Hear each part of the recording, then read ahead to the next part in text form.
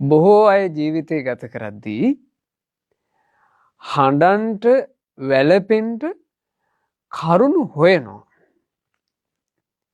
මොනෝහරි සංසිද්ධියක් වුණාම ඒ සිද්ධිය ඇසුරු කරගෙන අඬන්ට වැළපෙන්ට තැවෙන්ට හූල්ලන්ට කරුණු හෙවීමක් මේ දුර්වල හිත ඇතුලේ තියෙනවා. මේ මෙහෙම තේරුම් ගන්නට ජීවිතවල පින්වතුනි අඬන්ට හේතු වෙන කරුණු වෙන්න පුළුවන්. අඬන්න තරම් දේවල් වෙලත් නොහඬා ඉන්න පුළුවන් හිතක් හදන්න. තැවෙන්න තරම් කරුණු වෙලත් නොතැවී ඉන්න පුළුවන් හිතක් හදන්න. විලාප තියන්න කරුණු වෙලත් විලාප නොතියා දරා ගන්න පුළුවන් හිතක් හදන්න.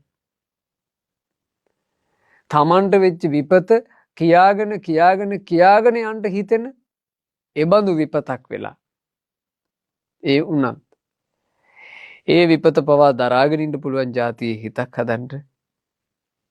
පේනවා තමන් ප්‍රතික්ෂේප වෙනවා කොන් වෙනවා කියලා. ප්‍රතික්ෂේපේ කොන්වීමේ වෙහෙස දරා ගන්න අමාරු වෙන්න පුළුවන්. ඒ බඳු දේවල් පවා දරා ගන්න පුළුවන් හිතක් හදන්න. ඒ බඳු හිතකට කියනවා හයිය හිතක්. ජීවිතයකට වටිනවා හයිය හිතක්. ඔබේ හිත හයිය නම් ඒක ඔබට ගොඩාක් වටිනවා. මොකද මේ ජීවිතවල මෙන්න මේ බඳු ස්වභාවයක් තියෙනවා. අචින්ති තම්පි භවති. නොහිතන දේවල් වෙනවා. චින්ති තම්පි විනස්සති.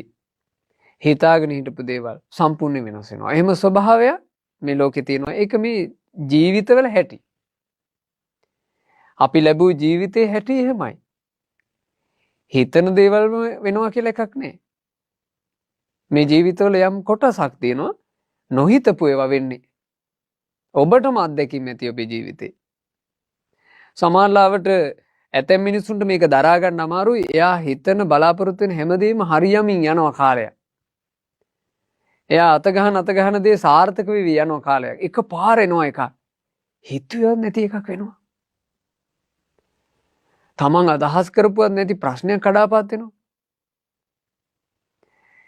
ඒ බඳු මොහොතක හිත හයිය නැතුව හිටියොත් යම් මිනිස්සේ එයාට එකම එක සංසිද්ධිය ඇති කඩාගෙන වැටෙන්න.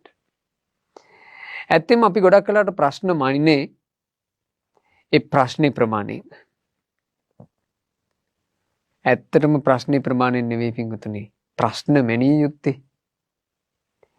ඒ ප්‍රශ්නයට තමන් මුහුණ දෙන්නේ කොහොමද? ඒ ප්‍රශ්නේ ඉදිරියේ තමන් ඉන්නේ කෙසේද? ඒක තමයි වැදගත්ම දේ. ඔබට ඕන් ওই මොහොතේදී තමයි හිතේ හයිය වමනා කරන්නේ.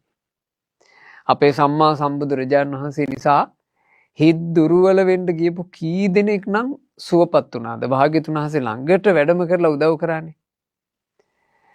බුදුරජාණන් වහන්සේගේ උදව් උපකාර ලැබුවේ නැත්නම් චූලපන්තක මහරහතන් වහන්සේ සිවුරු වැරලා ඔය සාමාන්‍ය ගිහියෙක් විදියට ගොවිතැන්පත් කරගෙන ඉඳීනේ. බුදුරජාණන් වහන්සේනේ චූලපන්තක ස්වාමීන් වහන්සේට හයිය දුන්නේ.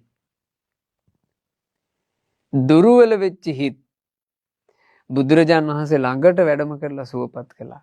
හිත දුර්වල කරගන්න එපා කියලා. හැබැයි අද ඒ ශාස්ත්‍රුන් වහන්සේ අපිට නැහැ. අද ශාස්ත්‍රුන් වහන්සේ විදිහට අපිට තියෙන්නේ බුදුරජාණන් වහන්සේ දේශනා කරපු ධර්මයේ විනය.